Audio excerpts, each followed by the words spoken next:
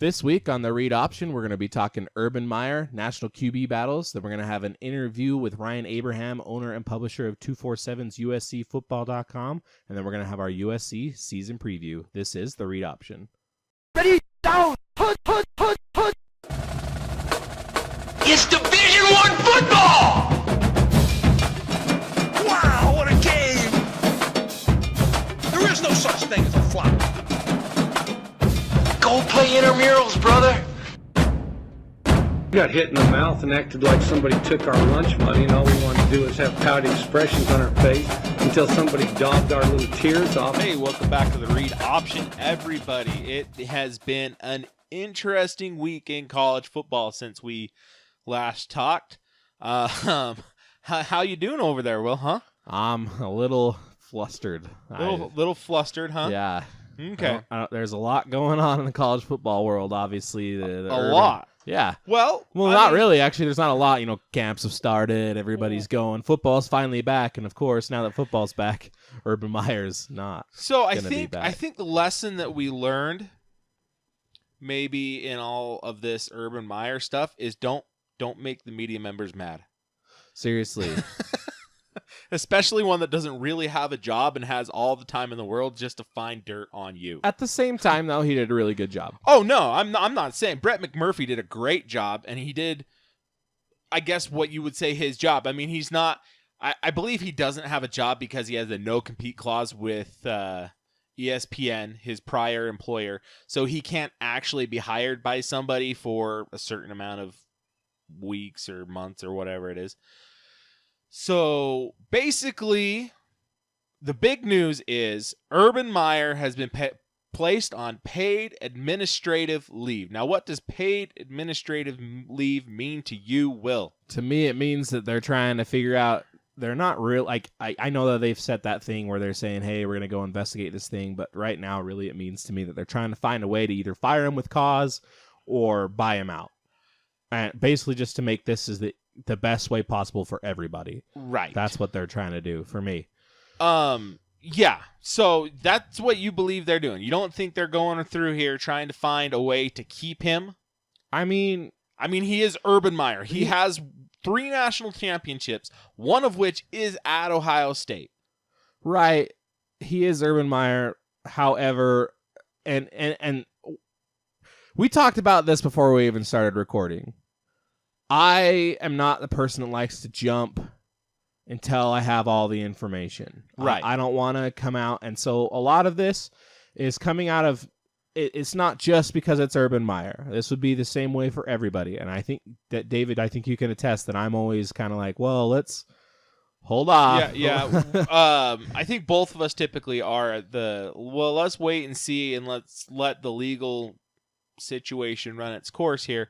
But in situations like this, I don't think you can do that if you're Ohio State, especially in today's environment. And we're not going to get into the politics of things. We don't talk politics on this podcast. That is a rule, a hard and fast rule that we will follow to the end of time. We do not talk politics on this podcast. That's not what this podcast is about. But with today's climate, you cannot sit here and have a coach who has been accused of knowing something about domestic violence and say, no, we're going to sit and wait and see. Now, if maybe you keep him on paid administrative leave and as soon as this all blows over and they find out that he did know nothing, then maybe you can bring him back. Or you fire him, you buy him out or whatever, and then maybe if he's found to be okay, either you or another team picks him up. Urban Meyer's going to be okay because Urban Meyer has a lot of money, okay? He may never coach again. He may coach again. I don't know. But if he knew, that's kind of what we got to get going, got to look into, or what Ohio State has to look into. Did he know something? What did he know? And who told him? And who did he tell? And if none of those things line up in Urban Meyer's favor, he's going to be gone. Oh yeah, no, there's now. I don't think he has any chance of staying with Ohio State. I don't know about any chance, but it's small if there is one. I'll tell you what, with the backlash that Penn State had in the college football world in the whole, I don't think they can afford to defend Urban Meyer. Right. So, and that's the unfortunate part really about this situation. Unfortunately for Urban Meyer, even if he was 100% innocent, can the Big Ten afford to really truly try to defend him against public opinion? Because that's really what matters at this point, right? Is the public opinion. Right. And the public opinion is it doesn't matter even if he's 100% innocent in this situation. It doesn't matter. Right. Because he hired Zach Smith in the first place. Right. And that's the and issue. He did have prior knowledge of a prior act in 2009. He did.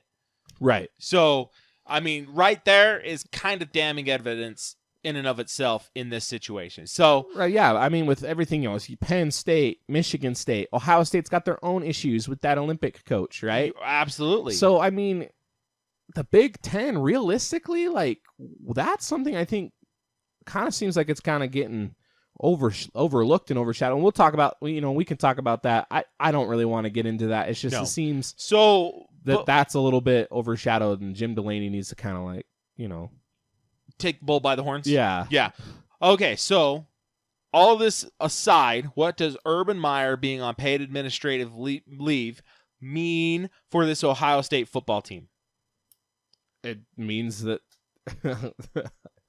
I mean, what do you want to say? I think it just means that he's not going to coach. No, I mean, like what's going to be the result of this? Like, is this going to be no big deal? Is the team still going to go on and win the championship, the Big Ten championship, or are they going to drop a few games because, one, it's a distraction, and two, whoever, I don't even know, have they announced if there's an interim coach yet? Yeah, they've announced the interim coach. I saw that Hartline has been announced as the interim wide receiver coach, but I didn't see who was announced, and maybe I just totally didn't catch it. You totally missed it because it's I think his name's Ryan Day. Ryan Day. Okay, Yeah. so he's not Urban Meyer. No, Okay. but he's a guy that he's put down a lot of opportunities from a lot of different teams have wanted him. He's an up and comer in the coaching community. He's somebody that everybody thinks is going to be a star. So this is his shot, really. Right, but Lane Kiffin's somebody that everybody thought was going to be a star too, right? And he's a star at FAU.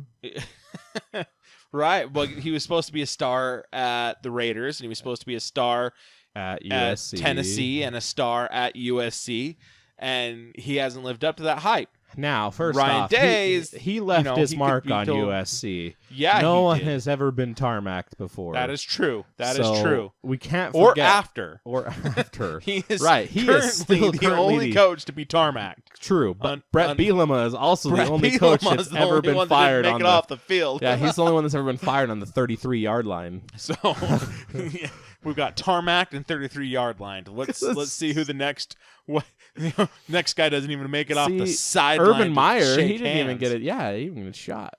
So I just okay. So is this going to be? I mean, obviously it's going to be a distraction, but is this distraction going to translate to the football field for this Ohio State football team? honestly, I'm gonna say yes, but later on. But it's kind of hard because, and I heard on the ESPN the other night they were talking about how, well, these freshmen now need to look to the upperclassmen, like, what do we do here? And I kind of thought, no, they don't. Like, no more than usual, because the freshmen have no idea how Urban Meyer coaches. They've never seen him coach. Right. They've never been coached under him, and that's not going to change. It would have changed if this wouldn't have happened, but that's not going to change now. Right. So that doesn't really matter to them. The truly ones that's going to affect is the sophomores. Right. Absolutely. No. And the juniors. I totally agree. The ones that won't affect are the freshmen and the seniors. So they're going to be the strongest parts of this class. But they're also the freshmen. So you have the fewest amount of seniors because that's always your smallest grouping is the seniors. Mhm. And then you have the freshmen who might be one of the largest groups, but right. And they're so freshmen. So the weakest part of your team is going to be the sophomores and the juniors, and sophomores first, juniors second, Mhm. obviously. And they're going to be the ones that are kind of looking toward the seniors. So really, it's going to be about the seniors. But how senior laden is Ohio State? I don't think they're very senior laden. About average. But the biggest thing is their quarterback. He's a sophomore. Right. So he's going to be having some troubles, but we thought he was going to be having troubles before. Remember, I picked Michigan to win this division before.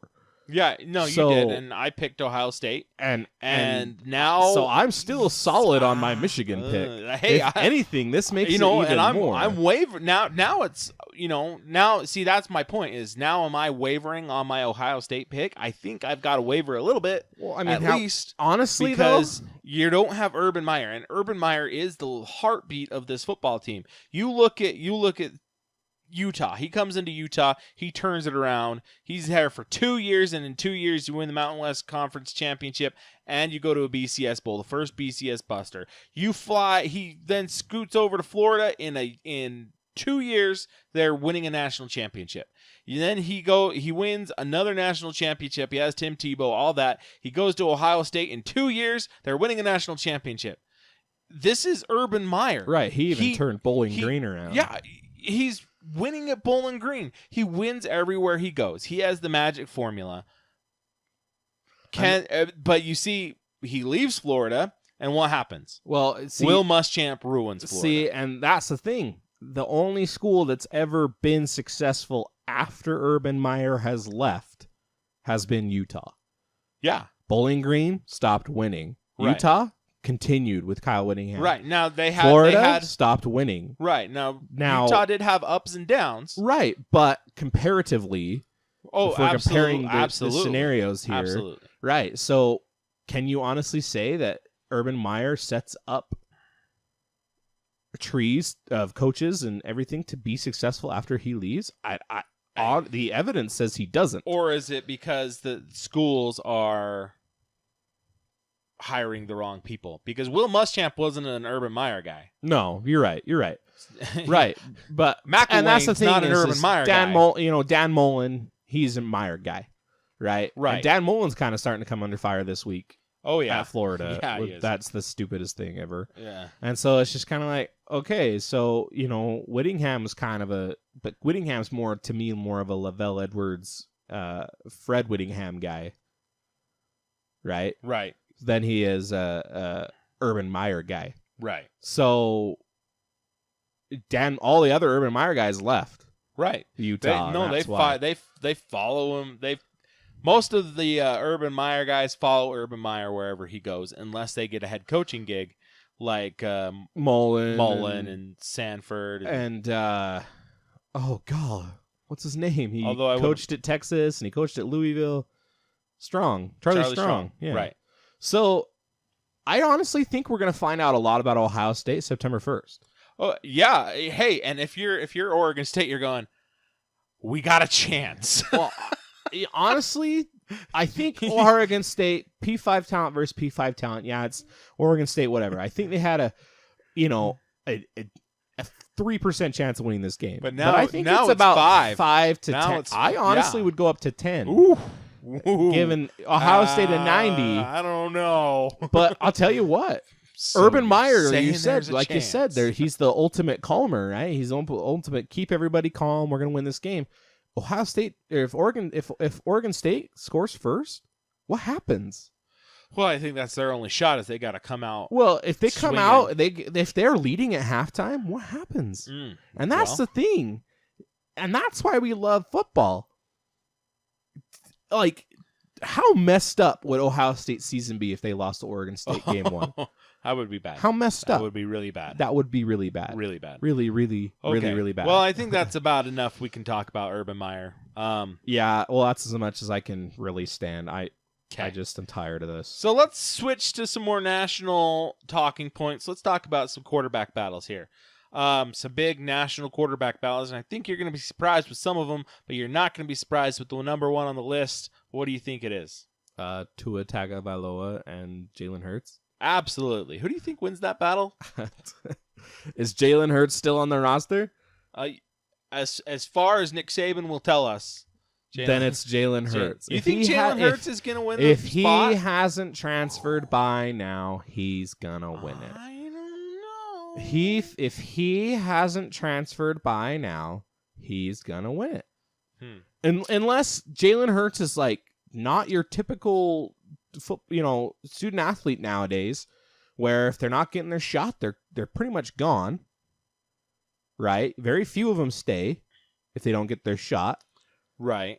And it's a very precarious situation. But here's because the thing if with he doesn't, Jalen Hurts, he can't transfer right away and play. He's not a graduate, so he can't transfer and play. he can So in October. he's got to sit.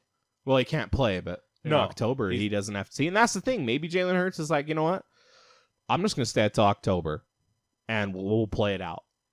And if I'm not starting, then I'm out. Yeah, That's going to be the interesting thing is to see October, watch Jalen Hurts. But who's the better of the quarterbacks? I'm still sticking with Jalen Hurts. Really? Yes, and here's why. Jalen Hurts has a much larger profile of games. True. And he's got a much larger profile of being in adversity, and he can win in the SEC. They know he can win. True. Tua has played Now, a half of football. That's it. Let's go back to a similar situation that we had a few years ago at Ohio State, where he had Braxton Miller. You had, I know who you're talking about. and I don't remember then, his name. oh gosh, what? Yeah. Anyways, they picked the wrong guy. They went with the guy that won them the championship, and then everybody's like, "Well, we figured him out now." And Right. So what if that's the same situation? So they pick Tua, right? right, Tua then goes and starts. October comes rolling around. Jalen Hurts transfers. Tua is now 4-1 as a starter, and at Alabama, 4-1 is bad, right? right. And he loses that second game. Oh man, the Crimson Tide fans are going to be freaking out if he loses 2 games in the SEC. That's bad. And Jalen Hurts is gone. So now who do you got? So honestly, it's going to be a more interesting situation than most people think. Absolutely. So Cardell Jones, JT Cardell Barrett, Jones and Braxton Miller. Okay, they should have taken Barrett. Right, but they went with Cardell Jones because Cardell Jones came in. So they won made one played- bad decision and one great decision in that situation. The best decision was moving Braxton Miller to wide receiver. Absolutely. But they should have played JT Barrett. Exactly. But Cardell Jones, he came in, played a half of football against Wisconsin, and then got hot. Yeah, and then won him the next game against Alabama, and then won him the national championship against Oregon. So they're like, hey, we got something here. No, you had a flash in the pan who's now figured out JT Barrett is actually your best player here. Play Barrett, but they didn't, and then they went back and forth, and it was kind of a bad season for him. And I don't think Cardell Jones was a 5-star recruit, so I think there's much more upside to Tua, obviously. But at the same time, I still think you go with experience. I think, Tua obviously didn't redshirt last year. Mm-hmm. Right? Mm-hmm. So Jalen's gone after this year. Jalen Hurts. Yeah. So to say, hey, Tua, honestly, let's think about this. Let's think about this for a couple of years. We'll give you 4 games, and then we're going to redshirt you, and then we're going to Jalen Hurts. I mean, that's not a bad plan, but I don't think that's what Nick Saban does. Okay, Clemson Tigers. Kelly Bryant or Trevor Lawrence? This is so weird to me. You think this is weird? See, I think this is weird too. Kelly Bryant got you all the way through the season to the playoff. Yeah, you lost to Alabama, but you lose to Alabama every other year. So, right, this is your year, right? And then I get Trevor Lawrence is a better passer than Kelly Bryant is. Trevor Lawrence is more in the Deshaun Watson mold. Isn't Trevor Lawrence a true freshman? Yeah. Yeah, I don't think you Kelly go with Bryant, guys. Kelly Bryant. Kelly Bryant needs to stay here. I'm with you. I think this is ridiculous, and I can't. Honestly, I don't know if so. Who said this is a quarterback battle? Did Dabo say this was a quarterback battle, or is the media saying this is a quarterback battle? I think it was kind of brought on by Dabo. If it's brought on by Dabo, It's then brought on by Dabo because Dabo Sweeney is on record saying Lawrence is ahead of where Watson was at this stage. Oh, geez. So, yeah, this is brought on by Dabo. Okay, Florida Gators. Felipe Franks, Kyle Trask, or Emory Jones? I don't see why any of those really deserve a shot. And that's the thing, though. Dan Mullen's going to get his guy in next year. Uh-huh. He's going to recruit a quarterback he wants, and he's just, whoever's got it, this is your 1 year to make an impression. That's it. This is your 1 year to make an impression on Dan Mullen. Right. So, move next. Florida State. James Blackman or DeAndre Francois? See, and that's the thing. Francois, have they fixed the offensive line? No. Then you just might as well prepare both of them. Right. Because Francois is going to get hurt. Right. If anything happens, whoever's he's the gonna starter is going to get hurt because their offensive line can't protect anything. So here's the thing. Francois, he came in and he had a great 2016 season. And then had the injury against Alabama last year. And Blackman, who was a true freshman, came in and won 7 games. However, it's not like Florida State's schedule was like super competitive. No. And they did not play well most of the time. And they squeaked by to get into a bowl game. I mean, squeaked by.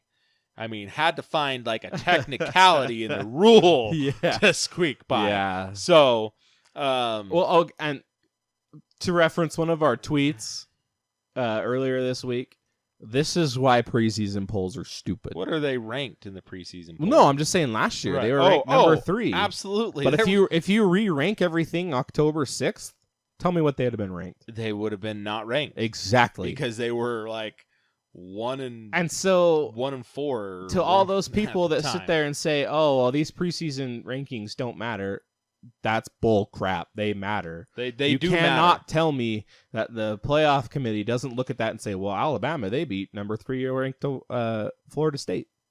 See, and here's another one that, yeah, I mean, So, but in the reality, it's you beat unranked Florida State as an unranked Alabama team, and this is how bad they are. So that really doesn't look like a really good win. right, exactly. There you go. Okay, next one is Georgia. Now this Really? is what, yeah, really. Like I don't From? understand it. Now, granted, this article that I'm reading off of says it's not much of a competition, but yeah, Jake Fromm and Justin Fields. And Justin Fields is like the number 1 overall recruit. You know, big old. Lots of props coming in. Seriously. And hey, but look what happened last year with Fromm coming in and taking Jacob Eason's job. Okay, but Fromm also wasn't the starter, so just trust in your process, and if Fromm's not good enough, play the other guy. True. There you go. True. Solved your problem for you, Georgia. Okay, now here's another dumpster fire one. Tennessee. No, Dang it. LSU. Miles Brennan, Joe Okay, Burrow, time out, Justin time McMillan, out, and time Lo out. Narcisse. Did you? Okay, Narcisse? first off, Narcisse? before we get going on this, I want everybody who's on Twitter, they need to go and I know what you're look at the thread of the guy's favorite sports rivalry, and it was Ed Orgeron versus Versus the YouTube's closed closed captioning. And then somebody made a Twitter account. Oh, man. Holy cow. That was one. I got to find it. You keep talking and I'll find it. No, it's hilarious because that closed captioning cannot understand a word that Ed Orgeron So you guys need to go follow Odd Orgeron. Odd Orgeron. OD. It's at OD, capital ERGERON. This is what his profile says. Humana, humana, jump frog, diddly split, Vienna sausage, Tigo family, Macarena boufrey. And then he tweets out, this is one of his best tweets right here. Humana, foo bangle, crawdad, tis, dragonfly, Q-tit, wacky shoes, melatonin, esminga, boiled egg, shoelaces, at Craigie Ferg, at the Rob Brown Show, wee-wah, crumbly freckles, mama top, sriracha. Okay. So the question is, when Ed Orgeron announces a starter, will we be able to understand who it is? I don't know That's who's got true. the upper hand here, but I don't know. It's kind of crazy. Probably Burrow, but we'll see. Michigan Wolverines. Shea Patterson, Brandon Peters, Dylan McCaffrey. Shea Patterson. I think that's got to be your guy. I mean, Brandon Peterson came in, got you a win or two last year. Okay. Brandon Peterson was a stopgap. Yeah, definitely. Like- Dylan McCaffrey, he's a big prospect, but I think Shea Patterson, being more experienced and probably just a better quarterback, gets this. Shea Patterson's the better athlete Right. out of all of them. Shea Patterson's gonna get. He's gonna get it. Nebraska. Tristan Gebbia, Adrian Martinez, and Andrew Bunch. You know, I don't know a lot about Nebraska. To I be don't honest know with you, either, so I don't know. I it can't just really seems speak like to this. you know. I think this is a similar situation to But here's the thing about Scott Frost is I think you can trust him to put the right guy on. right. Well, I'm just gonna say this. I think it's a similar situation to Florida. I think Scott Frost is gonna try to get his guy in, Mackenzie Milton, right? Mhm.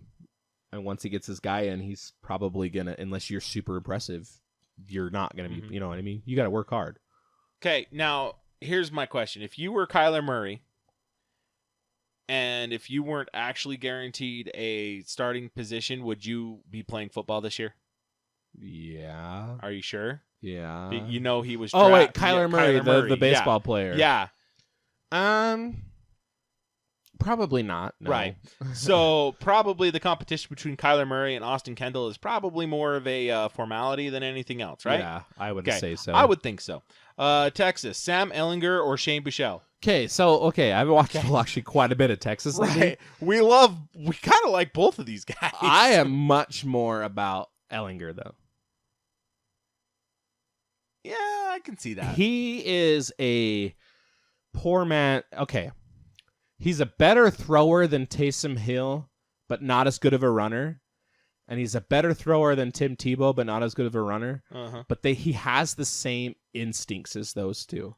And so I feel like if you can develop him, he could be a really, I'm not talking like all-timer. He's no Vince Young at Texas. He's never going to be a Vince Young at Texas. However, he could be a guy that wins you 9 to 11 games. Yeah, in my I opinion. could see that. I could see it. And he's a guy that is not scared to run the football, and that's what you need. So I'm more of an Ellinger guy. Buechele's like, hey, that guy's like triple covered. I'm just gonna huck it up to him, and you're like, Why "Okay, I not?" hope you freaking pull it down. And the guy does, and you're like, Buechele's so great. It's like, no, he's not. He's doing a triple coverage. The receiver on was purpose. awesome.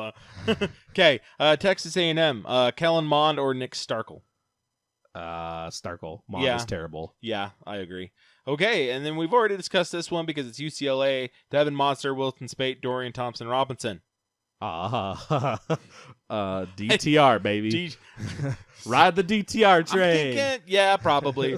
I think that's who it's going to be. Okay, and then this kind of leads into our rest of the show. USC, who do you think gets to start? JT Daniels. You think so? Yeah, and that's something I'm going to talk to. You know, when you leave here for a little bit, I'm going to talk to Ryan Abraham about that because I've been watching some JT Daniels film on the side, right? Uh-huh. The dude has some of the best footwork I've ever seen from a high school quarterback, Ooh. and Tell me more. I'm going to actually ask Ryan Abraham what he thinks JT Daniels' best asset is. My answer to that question is his footwork, and everything with a quarterback builds with footwork. Right. Everything. Mhm. Everybody's like, oh, look at arm strength. Comes from your feet.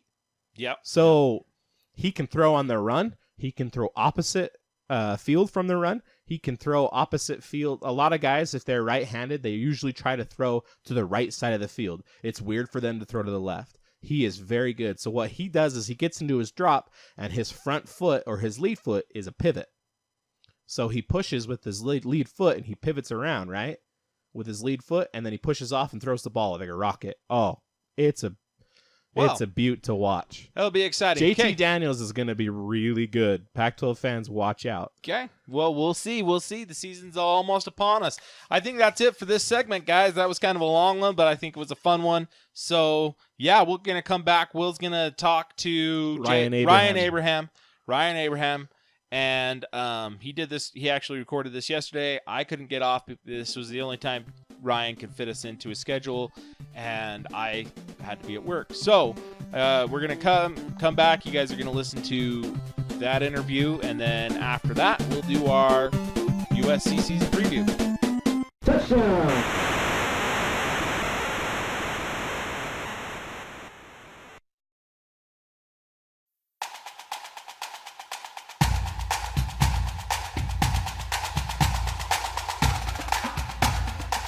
All right, we're back with owner and publisher of USCFootball.com, Ryan Abraham.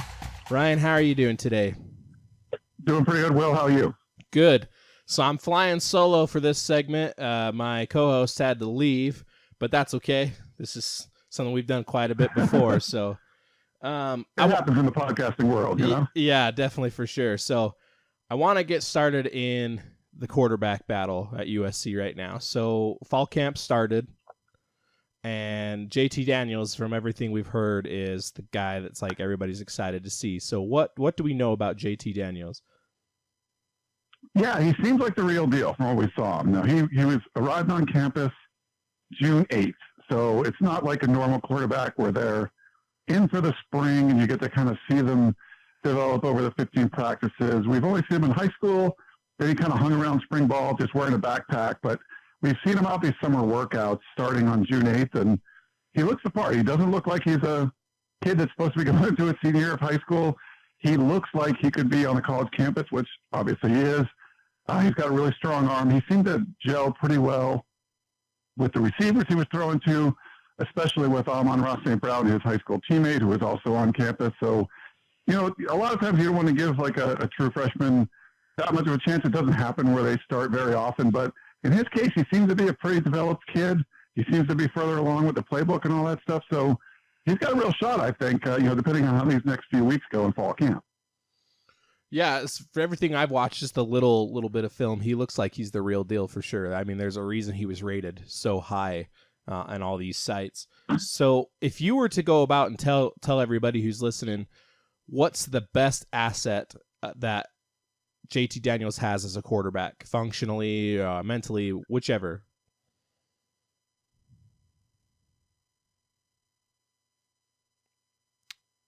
Did I lose you?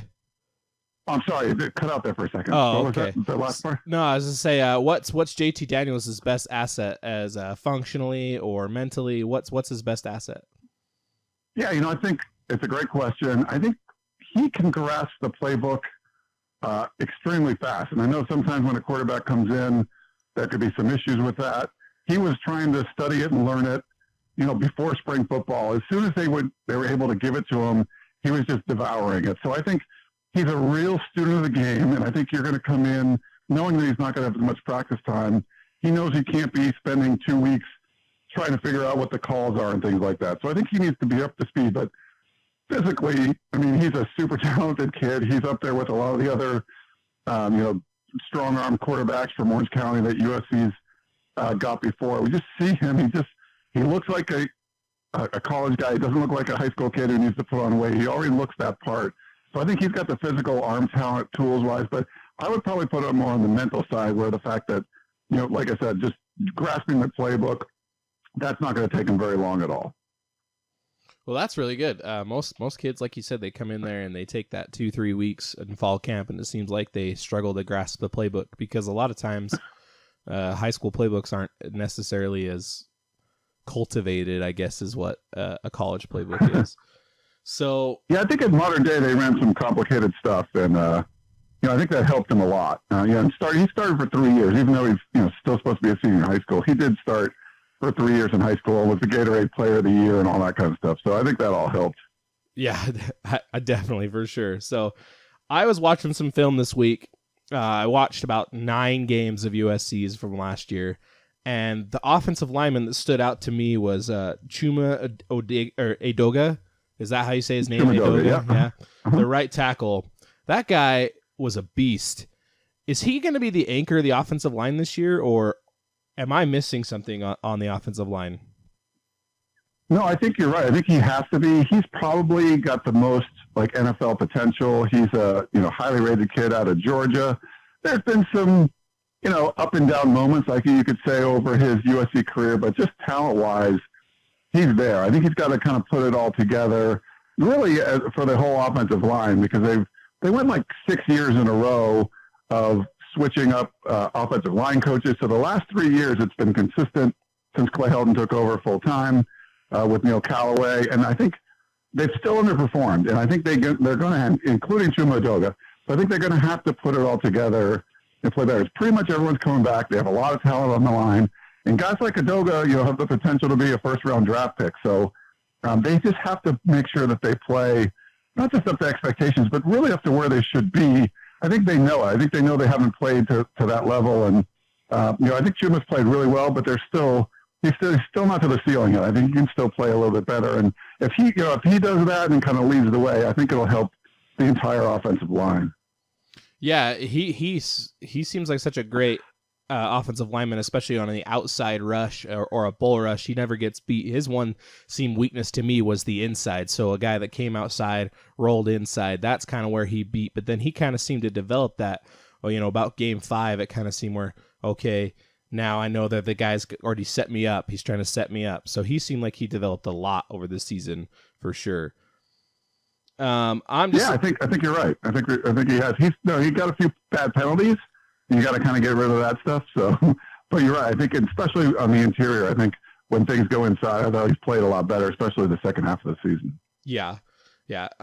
Let's move over to the defense here. So, Cameron Smith, he personally, as someone who's grown up as a Utah fan, he's my arch nemesis. He's I swear he has 4 interceptions for his career, and they're all on Utah, and they're all touchdowns. So 3 in one game, I think. Yeah, Travis. Yeah, I know exactly that game we're talking about too. That anyways, putting my arch nemesis aside about it, he's one of the best linebackers in the country, in my opinion. What makes him so good, and what makes him the leader of this defense? It's funny. He came in a big linebacker class. There was 4 of them, and he was the lowest rated out of all of them coming out of high school, and came in and made immediate impact. So I think he's coming a guy with like maybe a chip on his shoulder, especially if you go to any of the recruiting stuff, the 7-on-7 circuit. It's hard for a middle linebacker to make a splash. You don't have any pads on. You're basically covering little scat backs, wide receivers and stuff as a middle linebacker. It's usually not that fun, and I think that's something he's worked on. And, he's maybe not the fastest guy in the world, but I think he's very good at, when he's in pass coverage, kind of reading where the play is going to go and where he thinks it's going to develop. And, I thought he'd have some more interceptions, especially after that 3 interception day. But he seemed to do, like you said, do really well against Utah. But just he's been consistent. You're going to get your 100-plus tackles. I think he's been a really good leader, and people have followed him. And they have a veteran linebacking group coming back and some really, good young guys underneath. So I think he's going to be leading that defense. He's going to lead the group. He was at Pac-12 Media Day. I think Clay Helton and Clancy Pendergast, the whole defensive staff, I think they rely on him tremendously. And he's been great. I mean, just you come in and, he's one of those guys you're like, he'll contribute maybe by year 3, year 4, and he's contributed right away. So you just never know. You follow these guys through recruiting, and then sometimes they make that jump to college and take huge steps. And I think he's one of those guys that did that. Yeah, he seemed like he's just got incrementally better every year, and I think he's poised to have a huge year. And the other guy I feel like is going to have a huge year, and it's a guy that I feel like a lot of people don't know, and he's kind of in that same mold of like a Champ Bailey, where you don't know anything about him because they never throw his side of the ball, is Imon Marshall. Watching him was just like a joy for me, is because they never throw to his side. And that's why I feel like Jack Jones got a lot of interceptions, because they felt like they could pick on him more than Imon Marshall. And now with Jack Jones gone, it seems like he's going to be the DB anchor. Is he going to be able to hold on to that load? Yeah, I think so. I mean, he didn't really want to even play his senior year of college. He just felt like he could go 3 years and go to the NFL. But the production, wasn't there. Like you said, sometimes they weren't throwing to him, but there was a bunch of penalties. He certainly had hit some growing pains over there. Some people speculated maybe he should move to safety because he's so big. His nickname's Biggie. He's a pretty big corner there over there. But this secondary is going to be a lot deeper. They got some young corners coming in, but there's a bunch of veterans around too. And I think Marshall's going to be, leading the way. He's one of my picks as like a breakout player, which, is a former 5-star guy who started basically for 3 years. It's hard to say he's going to break out, but I think it's really going to be a bigger year for him with more production. I think he's going to have less penalties than what we've seen in the past. And I think they're going to rely on him more. They're going to probably rotate on this defense more than they've had since Clancy Pendergast got there. I think there's just depth everywhere. I think that's going to help out Iman Marshall too, where he can come out of the game for a spell or two and not just be relied on. They really throw those guys at USC on islands. If you're a corner, it doesn't matter if you get beat or burned or whatever, like you're still out there. So I think it might help that to rotate a little bit, but I agree with you. I think this is going to be a really big year for him, and I think it'll help his NFL draft stock, which he thought was going to be a lot higher after his junior year, but hasn't been that great. We'll see, I think, after this year. If he has a big one, he's got those tools and the physical attributes to make him a high draft pick. Yeah, definitely. And to all those fans, if you have an opportunity, just get on YouTube, watch some games. And I know it's hard with the way, because you don't get the all 11, all 22, but just watch him. He's one of the most physically gifted and fluid corners out there, especially in the Pac-12. I want to get onto something that me and my co-host have talked about, but he doesn't necessarily agree with me, and I know other fans don't seem to agree with me. I want to get your opinion here. So I went through the last season, and calculated all the miles that every team traveled. And the Pac-12 traveled 121,000 miles, almost 122,000 miles last year. USC was ranked 4th on that list. And Stanford kind of cheated because they went to Australia. But what do you right? Do you think the USC's travel has a big effect on how well they play, especially when they go out to Notre Dame and they come back? I think the Pac-12 hasn't done itself any favors with the travel, and I get, it's a little more remote out here on the West Coast. Do you have to go to Australia? I mean, if you remember, Stanford represented the North last year. They also lost to San Diego State. Did that set them back, even though they had a bye afterwards? I don't think that would probably be the best way to put one of your premier schools in that kind of position. I don't think you'd see an Alabama or an LSU or Clemson doing something like that. But in the Pac-12, that's kind of what we do.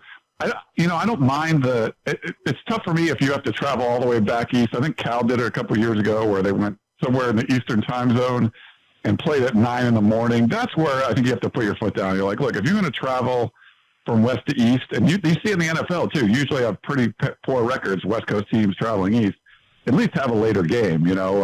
I think Arizona's doing that this year. There's some teams that are moving back there and you're playing before noon.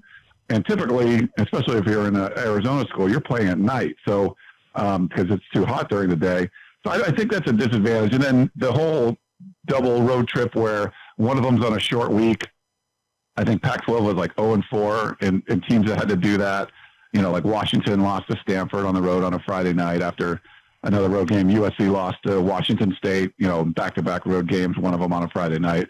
So I think you can, even if you have to go up to Pullman, you have to go up to Corvallis or something, that's fine. But, if you have to do it on a short week after another road game, that's just dumb. Then you're going to really hurt yourself and limit what the conference can do. So I think the miles is okay. It's just you have to do it a little bit smarter. And I just don't think the Pac-12 has done that. They don't put those kind of stipulations on game times and stuff. Like, hey, we'll travel back east, but you can't have the game at 9 a.m.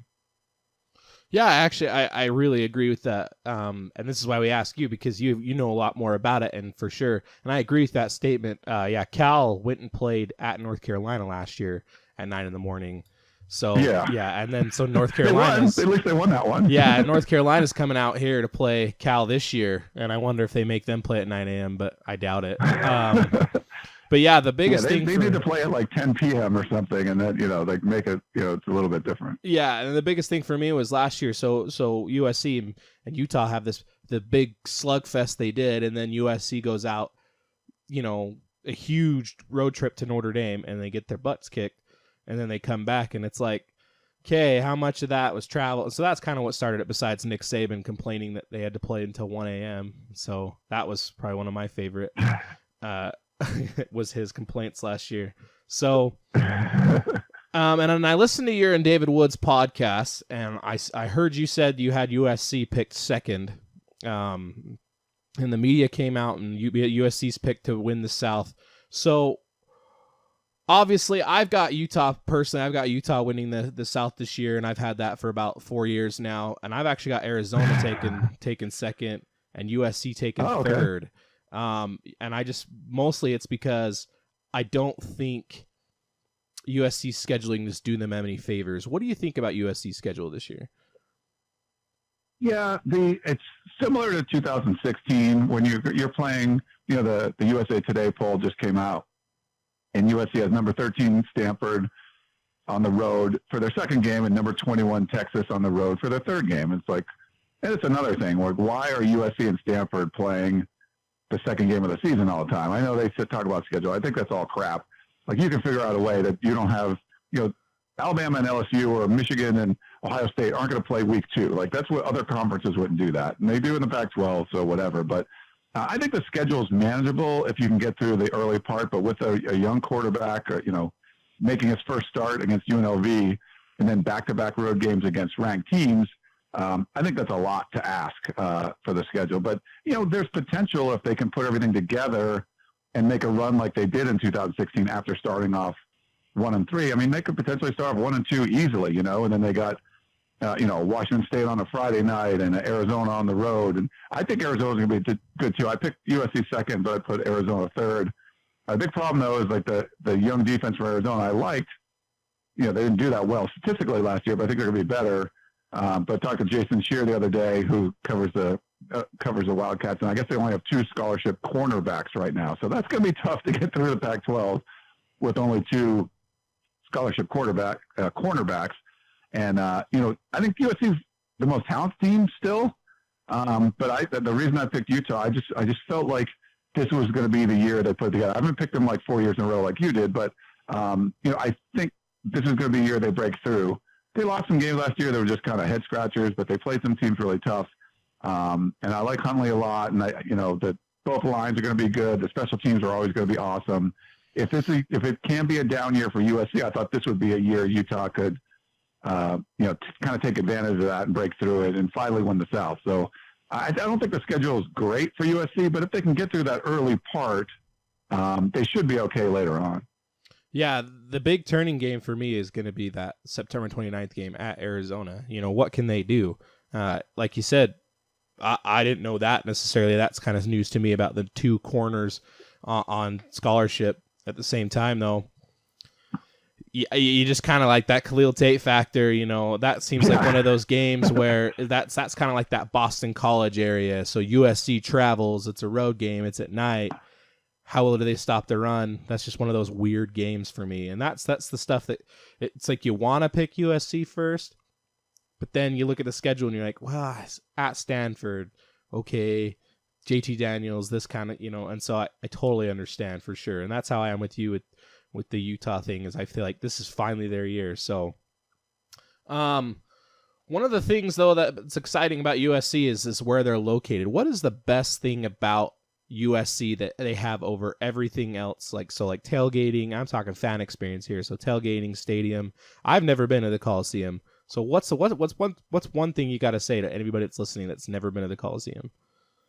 Oh, I mean, I think the history, it's like a very unique building in itself. I believe it's still the only building that's hosted multiple Olympic games, and they'll probably have the next one coming in too. But, the 1932 and 1984 Olympics, and coming out of the tunnel, there's some nice history to it. This year is going to stink because they're doing a bunch of renovations, so there's going to be a lot of seats that are missing and things like that. I think if you want to come and tailgate, I think doing it on campus is great. They got some on campus bars and stuff, but I think just having people walking around, open containers all over campus, it's usually a pretty fun day. And I think a lot of visiting fans will come and set up their tents and things like that too. So that's pretty good. I think game day experience, like the crowd's not going to be as crazy as like the Mutts or something at Utah, but I think it's just something about being in that building, how old and historic it is. To have like the Rose Bowl and the Coliseum, in the same city, it's kind of crazy when you think about it. These old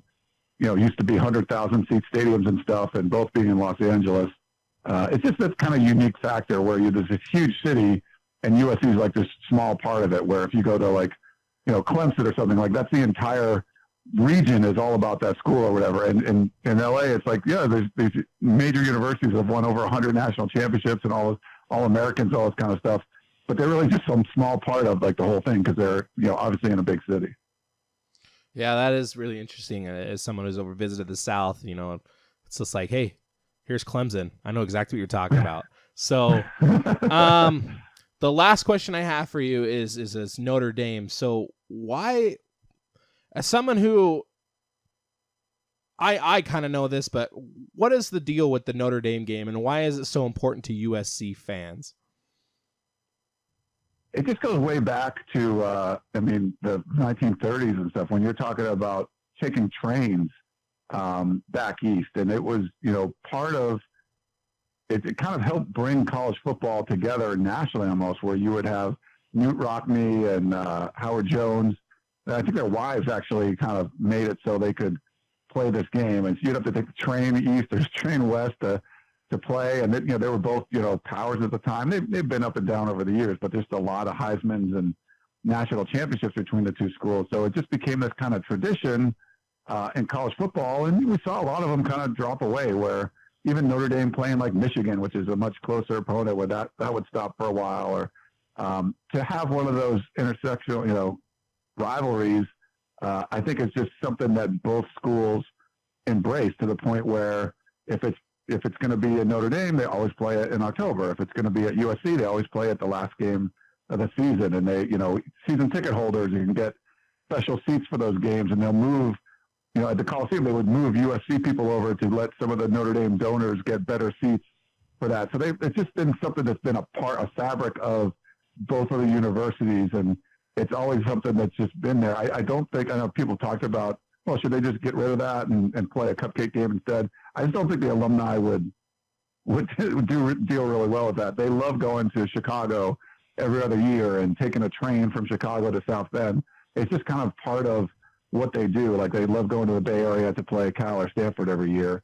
It's just kind of one of those traditional things that USC fans would really have a hard time giving up if something like that happened. I had, the train thing I didn't know, but I knew all about the other stuff. But that's what makes college football, in my opinion, the best football for sure, but one of the best sports in the country. So, well, there you have it, Read Option fans. It's Ryan Abraham from owner and publisher of USCFootball.com. You can follow him at Twitter at InsideTroy. Do you want to pub anything else, like your Instagram or anything like that? No, that's good. Yeah, follow me on Twitter. I mostly put everything up on Twitter. I spend probably too much time on Twitter, like most people, I think. Yes, I understand. Yeah, no, I understand for sure.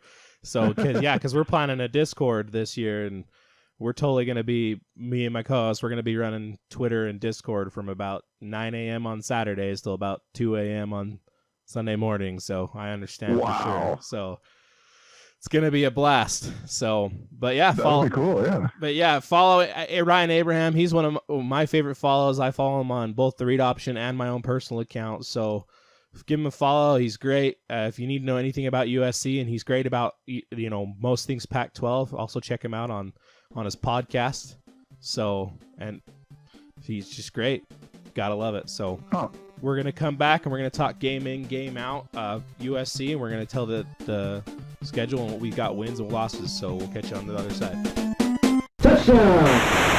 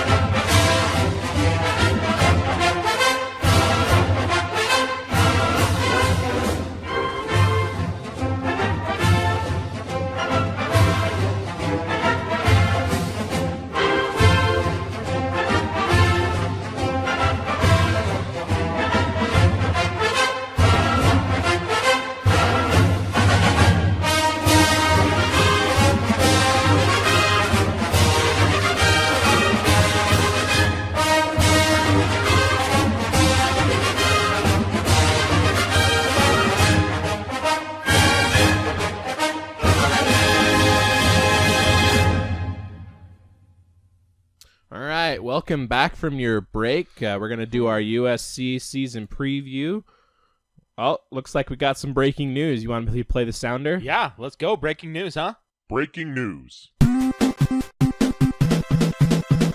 All right, the breaking news we've got is Urban Meyer's failed in denying I heard allegations. ESPN is reporting.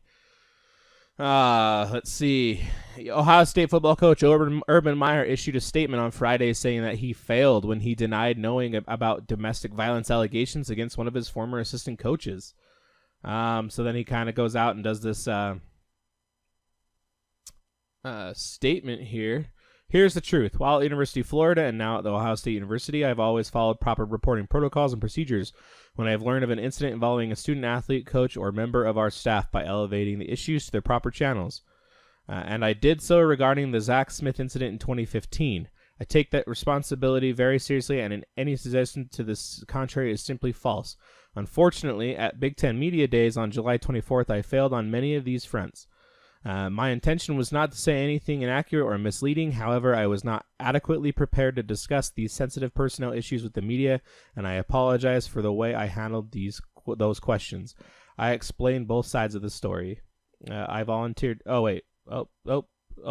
Apparently I misread that. So at the same time that Meyer was issuing a statement, Zach Smith was being interviewed by ESPN. He said that he was on a recruiting trip in October 2015 when he was called back to campus by athletic director Gene Smith. Smith heard about allegations of domestic abuse and said that he went to the Powell, Ohio Police Department. After speaking to police, Smith went to practice and briefed Meyer on the situation. I explained both sides of the story, Smith said during the interview, which will air on SportsCenter Friday, ESPN at 6 p.m. I volunteered to do that. I didn't ever hit her, he said. If you hit her, you are fired immediately. I looked to him and said, if I hit her, I wouldn't come in here. I know how you feel about that. If I hit her, I wouldn't even come to work. I would know it's over. Okay. Yeah. So basically what we're getting from this, and I'm kind of sorry that we're taken away from our USC season preview, so let's try to wrap this up really quick. What we've learned from this is Urban Meyer knew.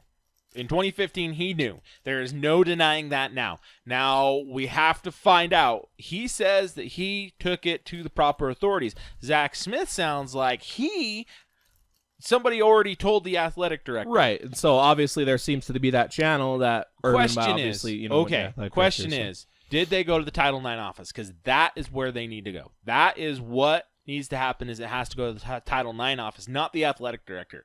If you take it to the athletic director, people think you're trying to cover things up because the athletic director is going to try to keep his program top notch. You take it to the Title IX office, people know that you're reporting it. Now, why did this take so long to come out? I mean, 2015, it's now 2018. This is 3 years later. I don't know. So, interesting stuff. Urban Meyer did know. Urban Meyer says he talked to the right people. Zach Smith says he talked to the athletic director and Urban Meyer and also denies the allegations. So, here we go. Here's my issue. Last thing. Why is ESPN even interviewing Zach Smith? Because it's a story, man. I don't care. Yeah, I don't know why you would give him the opportunity. Interview Urban Meyer then. Yeah. Well, maybe Urban Meyer's not giving interviews. But this is my thing. Statements. Is like, we're supposed to be, as the media, they're supposed to be, special, they're supposed to be trying to take care of the victim here, right? Right. And they're not taking care of the victim. Well, I think they interviewed the victim first. I've heard the victim on TV. Now, it all kind of depends on who's going to give you the interview, right? Right. I don't even know why they didn't ask him. But I don't know either. Whatever. But, I'm not watching it. Okay. So yeah, well, we don't really watch ESPN except for games anyway. So it's true. But let's get to our USC folks here. That's enough Urban Meyer. They've had to deal with all this crap. That's annoying. Okay. So USC. Fight on. Fight on. Here we go. Opening up the season on September 1st against UNLV. I think this is an easy win for them. Yeah. I'm not UNLV is not Western Michigan good even. They're not San Diego State good. UNLV is a bottom dweller in the Mountain West Conference. Yep. So they're not even like Utah State good, and Utah State's been bad lately. Yep. So this is an easy win. Absolutely. So Absolutely. game 2 at Stanford. At Stanford. Yikes. This is a tough test. You know what I've noticed here? A lot of USC these gets teams- screwed. Okay, a lot of these teams that we think are going to be in contention outside of Oregon have tough tests and tough conference tests right off the bat. I'm telling you. Right. Washington has at Utah. Yeah, Washington has to go to Utah. Utah obviously has to play Washington. Stanford and USC have to play each other week 2. And then Oregon's like, hey, we're going to play Bowling Green, Portland State, San Jose State, and then Stanford at home. Right. So, I mean, seriously, like 2 or 3 of the top, or actually all the top 4 teams that we're really looking at outside of Oregon, all the top teams that we're looking at have to play a tough conference foe in the second or third week. Right. So, hey, that's and Oregon has to play the tough conference foe in the 4th week. So really, Yep. I mean, there are everybody that we're expecting to be up there in contention is opening with a tough conference game. Arizona's not, their first conference game is Oregon State, so I guess they don't get it, and I guess they're kind of the next people in line for the South. So I mean, that's the thing, though. Pac-12, we're not waiting until week 4 to get this ball rolling. right, but where a lot of conferences are. Week 2, you've got USC, Stanford. Absolutely. Week 3, you got Washington, Utah. Week 4, you've got Oregon, Stanford. Week 5, you've got Oregon, Cal. USC, Arizona. Like, it's going, man. It's going fast. Oh, absolutely. So let's get to USC, though, at Stanford. This is the game that I honestly think, and I talked about this with Ryan Abraham, is I think this is a game that can definitely set the tone for the season for them. It's at the Farm. Not an easy place to play with what could be, on paper, is the best offense Stanford's ever had with maybe a better, not as good of a defense. However, that offense, though, if they light them up, I don't know. This is going to be a rough test for USC. Oh, yeah, it's going to be a difficult test right off the bat for him, for sure. I do actually have USC losing this game. I as well do. So we've got USC 1-1 going into Texas. Now, we had a churro bet on this game last year. And I was ever so close to winning this. Texas was going to win, and they did not win. And you said that Texas would get blown out. But I don't know if I said blown out, but I didn't think it was going to be as close as it was. And it was close. It was close. It was very close. This year, what are you thinking? Well, I got Texas winning. At Texas. You've got got Texas Texas winning. I think this might have to be churro bet number 2 because I have Texas losing. USC is going to win this game. So this is I'm not sold on Tom Herman as this head coach, and I am not sold on Texas. And playing in Austin, I mean, it's a big stadium, but I don't think it's a rowdy crowd. So if I don't know. JT Daniels plays to his abilities, USC wins this game. If JT Daniels plays like a freshman, they lose. Okay. And you're thinking freshman. And I'm thinking he has first half freshman, second half abilities, and I just think Texas is too much to overcome if you're playing half and half in football right there. Right. Mm-hmm. So I just think Texas is the more complete team at week 3. I'm not saying throughout the season. I'm saying week 3 at home, Texas is the better team. And that's not a bad thought process. I'm just not. I mean, you're all aboard the Ellinger train, so. Well, not like on board he's going to win the Heisman, but I'm on board that they play Maryland in a neutral site and then Tulsa and then USC. Why would you play Maryland at a neutral site? Why would you play Maryland? Okay, so, but hey, Maryland beat them last exactly, year. So it's revenge time. Wazoo on September 22nd. That's a win. That's a win? Yeah, Wazoo never plays good at USC. Never. Yeah. I don't. Well, when's the last time they beat USC at USC? Oh, I don't know. So I've got Wazoo losing, and I think it's going to be bad. Yeah, I don't. I have USC winning that game as well. No more Hercules. That defense is going to be Mata'afa. struggling. Yeah. So, Yeah. Okay. okay. All right. September 29th in the desert at Arizona. Again, another game I talked about with Ryan Abraham. This is just one of those games where it's like, it's late at night. It's in Tucson. Nobody likes to play at Tucson late at night. The top teams seem to struggle late at night. And I said, I even referenced this is the week that it's like, this is the week. It seems like the time of year that USC plays that team at night that they can't stop the run for some reason. They have such a stout run defense, and they go play this one team. So this is the Boston College week for me. So at Arizona, I've got a loss. I think Khalil Tate goes off. I think he has a Heisman moment in this week, in this game against USC. So you've got them losing 2 of their first 5 games. 3 of their first 5. 3 of their first 5 games. So at this point, they're 2-3. Correct. Going into the bye, I've got them at 2-3. And going into the bye week, what do you USC? have? I mean, you've got USC winning or losing at Arizona. I have them winning. Okay, but in your scenario, let's play your scenario here. In your scenario, USC is 2-3 going into the bye week, having just lost a conference game at Arizona, also having lost at Texas against. They're not Texas. They're not Mac Brown, Texas. They're Texas, and at Stanford. Right.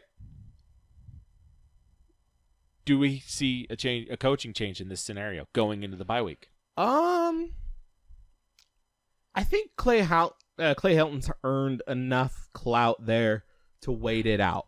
You think so? I do, because I've also got them only losing 1 game after the bye. Okay. See, here's the thing. I don't think personally, to me, I've got them at 4-1 going to the bye week. So we're obviously feeling completely different things here. Right. So, but at the same time, like I didn't say that they were going to get blown out by Texas, and I didn't say they were going to get blown out by Stanford and blown out by Arizona. I just said that they would lose. And so, when you're asking me if Clay Helton is going to get fired in that situation, to me, it depends on how they play. I mean, do you think Lynn Swan's going to sit there and say, okay, well, they lost by a combined in these 3 games, they lost by a combined 9 points? You're going to fire him? Right. This is a completely different athletic director than tarmacked Lane Kiffin. But I'm telling you, if they are 2-3 at this point, maybe they don't have a firing. Oh, the pressure's there. But they better start winning and winning quickly, because 2-3 is not acceptable for Tommy Trojan. So no, and that's the thing is, I get what you're saying, and I can agree with that. And then will the boosters be putting some pressure on Lynn Swan to fire Clay Helton? Yeah. Will he though? No. That's me. Yeah. Clay Helton is too good of a coach to fire. Do you think he is, though? I honestly think he is a top 40 coach. I don't know. I have my doubts about Clay Helton. I really do. I have my doubts about him. Hey, if you can win, Lane Kiffin can't win at USC. Steve Sarkisian couldn't win at USC. Well, I don't think those are good coaches. Clay Helton can win at USC. I think those are good. But those were people that were considered at one time to be top 25 coaches, and they couldn't maintain the talent. As there was a Twitter discussion earlier this week that Clay Helton is a good coach, but he could be elite if he learned how to maintain the talent and learned how to develop the talent. Whereas I think he can't. I mean, I think he's poised for a breakout year next year. Because I think the JT Daniels thing, and that's mostly is it. Is this the coaching? No, it's a freshman. You have 2 freshman quarterbacks. What are you going to do? You got to play it. Yeah. So, well, I mean, but that's the thing. Like, you should have the talent there. Oh, the talent's there. You are there. USC. But you should have the talent there waiting in the wings, not coming, like, I don't know. Maybe not. Okay. It's almost impossible to do that. But I've got them at 4-1 going into the bye week. So. Right. Yeah, and I got them going 2-3.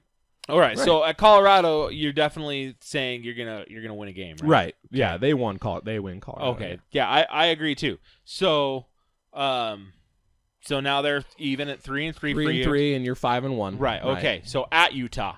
That's a loss for me. I also have a loss, and I have a loss because it's at Utah. Exactly. In If this was at USC, this is a win for Right. USC. Recently, it has been the home team dominating this series. Okay. Actually, USC only has one win at Utah since Utah joined the Pac-12, and that was in the second year. Right. With Matt Barkley. With Matt Barkley, and Utah was actually ahead In for that a game. good amount of Right. time in that Right. game. Exactly. And that was the first year Utah went 5-7. So, right. yeah, the home team really kind of owns this series. So I do expect a win here from Utah, a loss from USC, and it's really only because it's at Utah. It's just, exactly. well, it's at Utah. Utah's trending up. Utah has a returning quarterback. Utah has 4 offensive linemen coming, and they've got a great running back core coming in. I mean, everybody's kind of high on Utah. They're expecting them to finish second in the conference. I think Not only or that, second but I in mean, the- they in the have division. arguably the best defensive backfield in the Pac-12, let alone in the country. Right. Washington, I think backfield might be a little bit better. Definitely namesake wise. Oh yeah. Murphy and Rapp are more exciting and probably play better to the ears to a normal fan than a Jalen Johnson, Julian Blackman, a Corian Ballard, right? Right.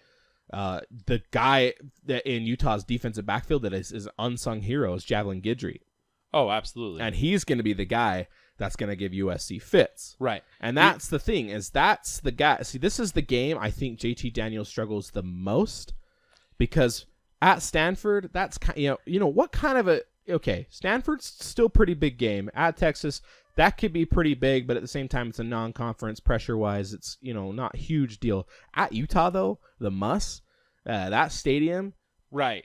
that's going to give some people. I think that's going to give JT Daniels. I mean, that's the only one of the first games, one of the only games that Sam Darnold lost. Right. So Well, here's the thing.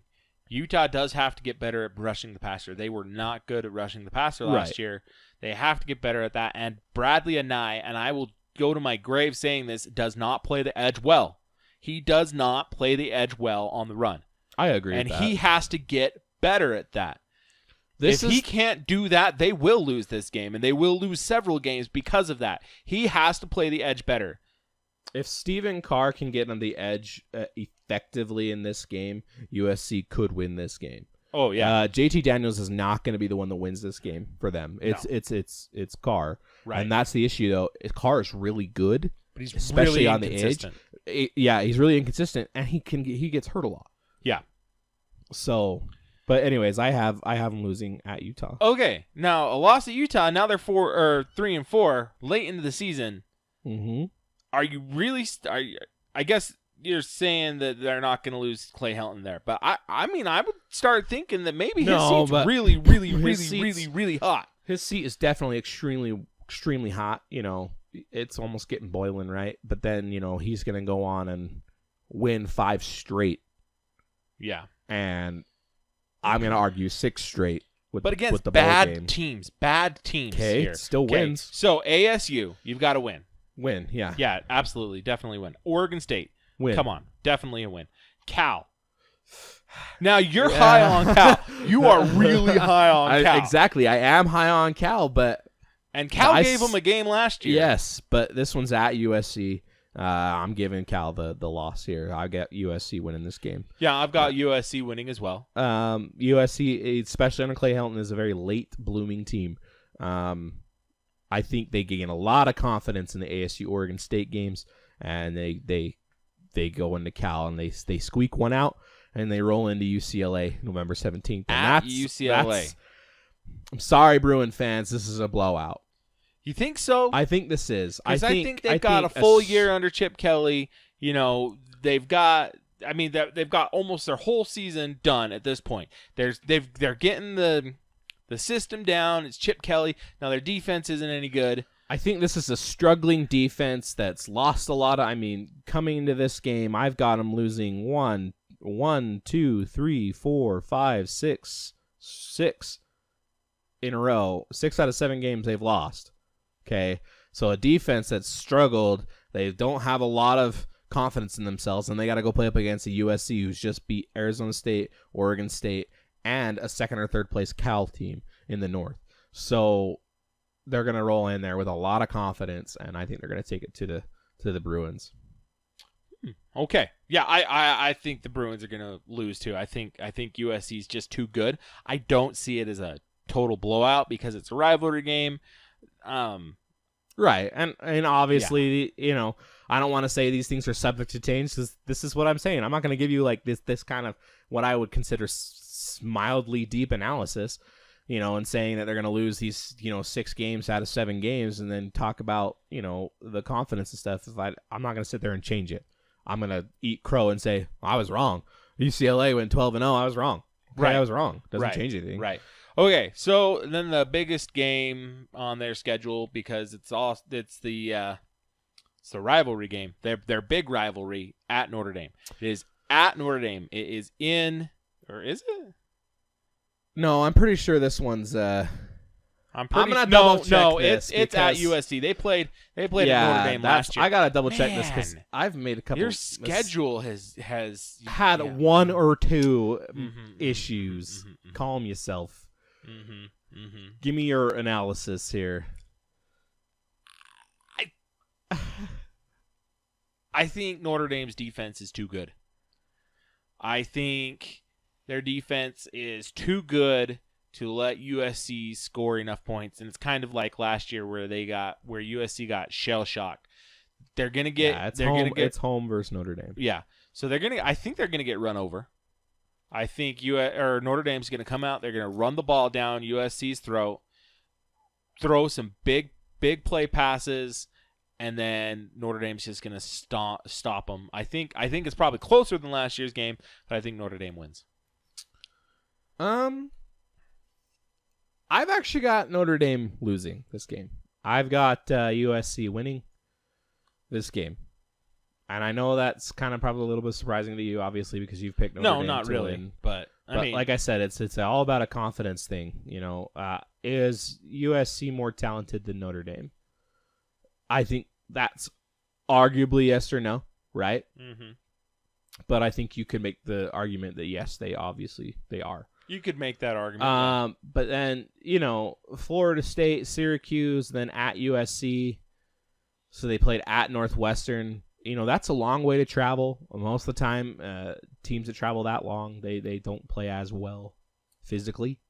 So this is going to be a very interesting game. This is definitely one where I'm like, okay, field goal wins this game. I don't think it's going to be a high-scoring game either. I'm thinking 17-14, something like that. Yeah, I just think I'm really high on Notre Dame's defense. I think their defense is going to be great this year. Biggest question mark for me on USC is going to be, or on Notre Dame is going to be their quarterback. Can they elevate their quarterback play from last year, or is it going to be like last year and it's basically just going to be a running quarterback who can hit some deep balls at times, but also throws pretty wild. Excuse me, but that's going to be an interesting game, I think. So yeah, that's it. So Will, what's your final record for them? I've got them 8-4 overall. Conference 6-3, Division 3-2. Okay. So they're third place in the South. Okay. So I have them at 9-3, and I have 2 losses in the conference, but I do have them winning the division. You have them winning the South? I do have them winning the South because I have Utah at 9-3, but all of Utah's losses come in the conference. Okay. Therefore, okay. Yeah. All So right, I got you. So USC has a better conference record. yeah, USC has a better conference record. Therefore, they win The division. The division. Right. So that's what I've got. Wow. Wow. Yeah. Wow. Yeah, I know, right? Mm-hmm. So there, yeah. I mean, this is, I think, our biggest difference here. I mean, it's only a game difference, but I think the games that they lose, I think, are our biggest differences here because I have them losing to Stanford. We both have them losing to Stanford, but I also have them losing to Utah, which we both have. But I also have them losing to Notre Dame. You so have that them, one loss to that one. Yeah. Yeah. So if they would have lost to Texas in your scenario, right, that seals it for Utah in your scenario. Well, no, because the Texas game matters not. So. All right, because overall record. Because overall record doesn't really matter. It's just conference record. Yeah. So basically, you have Utah losing, which we'll discuss next week. Yes, I do. But, so yeah, there we go. Yeah. All right, you got any useless information for me? I do. Okay. All right. We got to play the sounder this time, though. Okay. Okay. Okay. All right. Sounder. We're gonna play it right now. Okay, give me your useless information. Okay, so I've been trying to theme my useless information around the teams that we're covering, right? Right. Because it's just more fun that way. Who did you know that John Wayne played football at USC? I did. You did know that. I did. I did not know that. His name, but what was his name? I don't remember. I just thought it was John Wayne. I just knew John Wayne played Marion football. Mitchell Morrison. Oh. I just knew that John Wayne played football at USC for some reason. I can't remember why I knew that, but I did know that. Okay. And here's one that really actually kind of blew my mind. Because you think about it.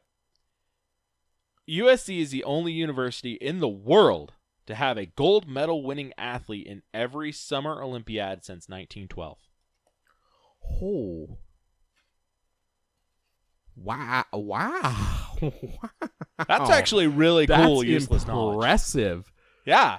You have a gold medal winning athlete in every Summer Olympiad since 1912. Now that's a heck of a streak. That's impressive. That's amazing. So there you go. That is wow. I can't even wrap my head around that. That's incredible. Okay, and then to round out, William, who is USC's mascot? The guy that rides the horse, the Trojan, the Tommy Trojan? Tommy Trojan, yeah. No, he's not. According to my sources, that is incorrect. The mascot Hashtag sources. The mascot is actually the horse, Traveler. There you go. So it's the USC Travelers. No, that's what you said. No, that's the nickname. The nickname is the Trojan. the Trojans, but the actual mascot, like Utah's mascot, is Swoop, right? Right. They're not the Utah Swoops. So the actual official and BYU's mascot not the BYU Cosmos. is Traveler. I see where Not you got Tommy me Trojan. confused in the phrasing. There you go. I feel dumb. Yep. There you have. So now that's according to my sources. USC fans, feel free to correct me if I am wrong. Sources. So there you go. How does Ed Ogeron say sources? Sources. Snickle Fritz Puppy Webster. Oh man. Humana. Okay. I think that's a show. We're gonna go off the rails here. Anyways, guys, on our Twitter account, we posted our preseason top 25. Feel free to look at that, and comment. William, you care to elaborate on that? Yeah. I'm gonna take credit for this one. I'm the one that tweeted this one out. I just said, here's our preseason top 25. I put the numbers 1 through 25, and I didn't write any single names next to them because preseason polls are dumb. Absolutely. And we're going to get back to you the Sunday after October 6th, okay, because preseason polls are dumb. Yes, absolutely. And when people say they don't matter, They do. they do. Yes. Okay, so, hey, that's a good show. Go online, listen to all of our other shows. Go to our website, leave us feedback on the website, also give us ratings on iTunes so that we can get noticed. We're very happy to have the listeners we have. We want to expand some more and bring you guys the best podcast we can. So yep. Thanks to the listeners for coming, listening to the podcast. Thanks again to all the 247 Rivals guys that join us. Big thanks to Ryan Abraham. You can follow him on Twitter at InsideTroy. He's great at what he does. So Alrighty, we will see you guys next week when we talk about Utah. Fight on. Fight on.